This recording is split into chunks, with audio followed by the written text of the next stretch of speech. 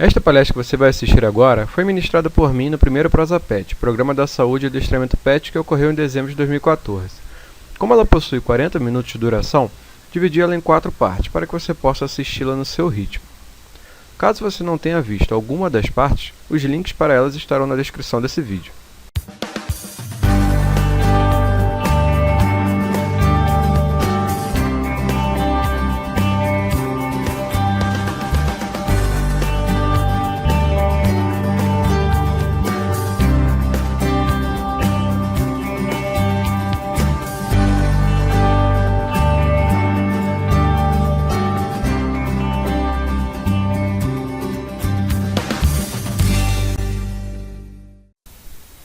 Olá, eu sou Alexandre Figueiredo, médico veterinário formado pela Universidade Federal Fluminense, possuo mestrado em Clínica e Reprodução Animal pela mesma faculdade, sou pós-graduado em Oncologia Veterinária pelo Instituto Qualitas e sou associado da Abrovet, Associação Brasileira de Oncologia Veterinária. E além disso, eu que organizei o primeiro ProsaPet, o Programa da Saúde e Adestramento PET. E agora eu vou falar para vocês um pouco sobre como prevenir e identificar câncer em cães e gatos. Mas antes disso, eu queria te dar os parabéns por você estar aqui nesse momento. Porque se você está aqui agora assistindo essa palestra, significa que você realmente se importa com o seu animal. Que você quer saber mais, que você quer saber como poder melhorar a qualidade de vida dele, como poder identificar precocemente uma doença e, consequentemente, fazer com que ele tenha uma vida melhor. Então eu já te dou os parabéns simplesmente pelo fato de você estar aqui agora. Tá bom? Então vamos lá. Bem, mas o que todo proprietário de pet me pergunta é: o que é câncer e como ele ocorre? Tá? Então, respondendo aqui a primeira pergunta, é importante a gente saber inicialmente, além do que seja câncer, do que é oncologia. E a oncologia nada mais é do que a especialidade médica que estuda as neoplasias ou tumores malignos e benignos, o seu comportamento biologicamente no organismo, tá? E principalmente como combater isso, né? Como lidar contra o câncer. Então agora a gente vai falar exatamente o que é câncer, né? Resumindo, tá? Câncer é quando ocorre uma alteração no DNA da célula e essa célula ela começa a se multiplicar de forma desordenada. E ela vai gerar um novo tecido e esse novo tecido ele vai ser conhecido como neoplasia maligna, tá? E ele vai se desenvolver mais rápido até inclusive do que os tecidos normais, de uma maneira difusa e descoordenada e que pode gerar metástase. Agora, qual é a diferença entre tumor e câncer? Não sei se você já se perguntou isso alguma vez, mas tem diferença sim, tá? O tumor ou neoplasias, aí no caso são sinônimos, é qualquer nova formação celular que seja presenciável, ou seja, que seja evidente, tá? Mas é diferente de uma célula tumoral, tá? Você tem aquela célula cancerígena ou, né, benigna, uma neoplasia maligna, mas você só consegue definir ela quando já são milhares de células juntas que formam um tumor. E que não necessariamente é câncer. Então a gente tem as neoplasias benignas, que são exatamente os tumores de crescimento lento, encapsulados e que não geram metástase. E a gente tem as neoplasias malignas, que é exatamente a questão dos tumores que têm crescimento rápido, são difusos e que apresentam potencial metastático. Então, eu estou falando aqui de metástase, já falei acho que umas 2 vezes, mas você sabe o que é metástase? Você tem noção disso? A metástase nada mais é do que o fenômeno que ocorre com as neoplasias malignas, onde elas são capazes de desprender células neoplásicas, ou seja, aquelas células daquele tecido inicial, elas se desprendem, caem na corrente circulatória, e com isso elas acabam conseguindo chegar em outros órgãos. Elas vão passando através do sistema imune e as que sobrevivem ao sistema imune elas chegam em outros órgãos e conseguem se instalar e se multiplicar lá. Quando isso ocorre, a gente dá o nome disso de metástase. Já é um quadro mais avançado da doença. E importante, essas novas tumorações, né, esses focos metastáticos, eles são exatamente iguais ao tumor inicial, ao tumor primário. Mas o que causa câncer em animais, né? Isso também é bastante falado, volta e meia o proprietário me pergunta: tá, doutor, mas o que acontece? Por que isso aconteceu no meu animal? O que levou a isso? Tá? Então existem os chamados fatores de risco. Tá? Quais são os fatores de risco principais? Eu vou falar aqui todos eles para vocês. Mas o que eles fazem? Eles levam uma mutação no DNA da célula. E essa mutação é que vai transformar essa célula em maligna ou benigna, no caso no câncer maligno. Os principais são, então, o evento genético espontâneo, aquele que está relacionado à idade. Tá? Eu vou falar um pouquinho mais para frente, mas eu já posso adiantar.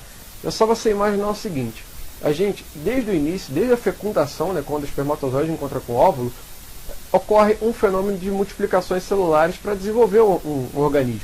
Tá? Então ele começa desde pequenininho com 2 células, depois vai se multiplicando, chega ao feto, chega ao filhote, né, o neném nasce, o bebê, o filhote de cachorro nasce, e ele vai crescendo e vai se desenvolvendo. E a todo momento tem células nesse indivíduo se multiplicando, se dividindo, e pode ocorrer durante essa fase de divisão celular alguma alteração no DNA. Então fica bem claro aqui para você que um animal mais velho ele tem uma chance muito maior de sofrer uma alteração no DNA das células, porque afinal de contas ele já passou aí grande parte da vida tendo multiplicações de células no seu organismo. Eventos genéticos hereditários, ou seja, aqueles que são transmitidos dos pais ao filho ou até mesmo dentro de um grupo racial. A gente já sabe, né, eu vou dar um exemplo aqui bem prático para vocês, no caso da Angelina Jolie.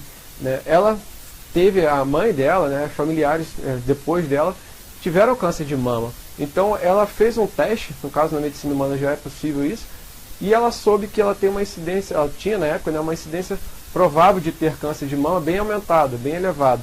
Isso porque é genético, né, veio da avó, veio da mãe, e ela preventivamente acabou retirando as mamas por conta disso. Tá? Ainda na medicina veterinária a gente ainda não tem esse teste assim, específicos para saber se aquele animal ele vai apresentar um câncer ou não, mas a gente sabe que se a mãe dele, a avó dele tiveram câncer, tem uma chance grande desse animal desenvolver também. É claro que não é certo que ele vai ter, mas ele tem uma chance maior. E os estímulos externos? A gente costuma dizer que os estímulos externos eles são até piores, né, do que os hereditários ou os espontâneos. Por quê? Porque a gente não, assim, a gente está meio que à mercê deles, a gente fica exposto a eles o tempo inteiro. Tá? Então, o primeiro fator externo aqui de importância que a gente tem que levar em consideração são os fatores biológicos. E os fatores biológicos eles vão incluir os vírus, os parasitas e os hormônios. Primeiro, no caso do vírus, né, eu posso dar um exemplo aqui do papiloma viral. Tá? É um tipo de tumor benigno, mas que tem origem por conta de um vírus. Então esse animal está imunodeprimido, o vírus vem e se instala e esse tumor ele cresce por causa do vírus. No caso dos parasitas, a gente sabe que uma inflamação constante, tá, com aquela agressão daquele parasita num determinado local, ela vai levar a uma inflamação dessas células e essas células podem sim gerar uma alteração no DNA e por conta disso vir a gerar um câncer e um tumor. Tá? Então esses parasitas eles fazem muito esse tipo de coisa, há uma propensão a isso. No caso dos hormônios, eu posso citar aqui a cadela, né, a fêmea, ela, toda vez que ela entra no cio, há um aumento no número das suas glândulas mamárias, né, elas se multiplicam e elas aumentam de tamanho. Na verdade, elas mais aumentam de tamanho do que se multiplicam. Esse aumento de tamanho leva a uma alteração nessa célula momentânea, porque ela estava num tamanho pequeno e aumentou de tamanho. Isso também pode gerar e favorecer ao surgimento de neoplasias ou de uma alteração no DNA dessa célula. Nos fatores físicos, a gente tem aqui os raios ultravioletas, né, que eles são maléficos em determinadas situações, tanto para a gente quanto para os animais. Então a gente tem que perceber que aqueles animais de pele clara, né, brancos, eles são mais propensos a ter câncer de pele também. Tá? Então a gente tem que estar evitando isso. A radiação também ela provoca alteração do DNA, isso já é conhecido. Então, aqui no caso para a gente, o único momento que um animal vai estar exposto a uma radiação é quando ele fizer uma radioterapia. Tá? Mas também não é sempre, e ele vai estar fazendo por um motivo determinado. Um trauma e uma inflamação crônica é mais ou menos o que eu estava dizendo em relação ao parasita. Quando você tem uma inflamação constante, esse tecido está alterado, ele está numa temperatura diferente, que ele vai estar inflamado, ele vai estar quente. Tá? Então, assim, o pH dessa região também muda. E essa questão da mudança do pH e a mudança da temperatura favorece ao desenvolvimento e a multiplicação errada das células. Não vou dizer que qualquer inflamação vai gerar um câncer, é óbvio que não, mas aumenta a chance disso acontecer. E aqui nos fatores químicos, o que a gente tem? A gente tem a presença dos pesticidas. É mais comum naqueles animais que vivem em fazendas, que estão em contato direto com a lavoura, né, quando passa aquele homem lá pulverizando pesticida em tudo e o cachorro está ali do lado, né, porque companheiro, né, fiel, vai estar ali e ele fica mais vulnerável. Tá? O homem ele vai estar protegido com luva, com máscara, mas o cachorro está ali inalando aquele negócio, tá? Aquele pesticida, então ele pode gerar, sim, um potencial metastático, um potencial cancerígeno desse animal. A fumaça do cigarro também já tem vários estudos dizendo sobre isso, inclusive para a gente, né? Pessoas que vivem e convivem com outros fumantes, mesmo que ela não fume, ela vai estar inalando aquela fumaça que está no ambiente. E aquela fumaça tem vários compostos cancerígenos. Da mesma maneira que uma pessoa pode morar com um fumante, o animal que mora com um fumante, tá, ele tem os mesmos riscos, ele também está inalando aqueles compostos cancerígenos, então ele pode sim ter um problema de câncer em pulmão, tá, em traqueia, em laringe, os mesmos problemas que tem no humano, tem no animal também. No caso da poluição ambiental, é mais ou menos a mesma coisa, né? Essa poluição que a gente tem aí hoje em dia, a gente já sabe que nas grandes cidades o índice de câncer é muito maior do que no campo, tá? Por conta disso, assim, a gente tem uma névoa, né, de poluição aí no Rio de Janeiro, São Paulo, nesses grandes centros, e a gente também tem certeza que isso faz mal tanto para a saúde do pulmão e com isso vai levar uma inflamação pulmonar e provavelmente pode levar ao desenvolvimento de um tumor, ou de um câncer no caso. E corantes e conservantes, eu boto um asterisco aqui porque muitas pessoas questionam em relação às rações, né? Porque hoje em dia a grande parte das rações elas apresentam corante e conservante, e com certeza isso daí eles são conhecidamente cancerígenos, né? A maioria deles, mas isso serve tanto para a gente quanto para os animais. A gente também está toda hora tendo contato aí com alimentos que tem entupidos de corante, né? E a gente está toda hora comendo isso, né? E não é por causa disso que a gente tem câncer a todo momento, tá? É claro que vai favorecer, mas eu quero deixar uma observação aqui, o seguinte: as rações de melhor qualidade, tá? Elas não usam mais corante, e os conservantes que elas usam, muitos deles já são naturais, tá? Das grandes rações, das grandes marcas. Então, quando a pessoa me pergunta assim, se é a ração hoje em dia que está aumentando o número de câncer em animais, eu digo que não, tá? Porque a gente sabe que tem as rações ruins, que a grande maioria das pessoas vão dar, tá? Mas vocês vão entender por que eu estou falando que não aqui, porque tem muitos outros motivos que levam ao surgimento de câncer e não só a ração.